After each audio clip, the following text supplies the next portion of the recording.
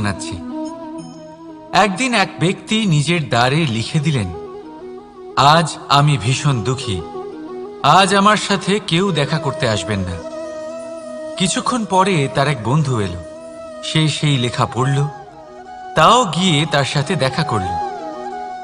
সে বলল, আমি লেখাপড়া জানি না, কিন্তু আমার বন্ধুর মনের এই বেদনা, এটা আমাকে সবসময় ডাক দেয়।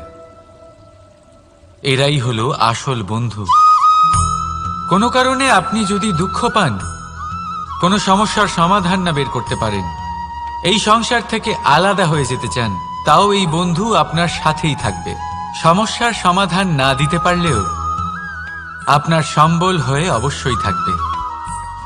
হয়তো আপনার দুঃখ কম করতে পারবে না, কিন্তু আশার আলো অবশ্যই দেখাবে। যখন আপনি সংসারের থেকে আলাদা হয়ে যান, তখনও আপনার সাথে যুক্ত থাকে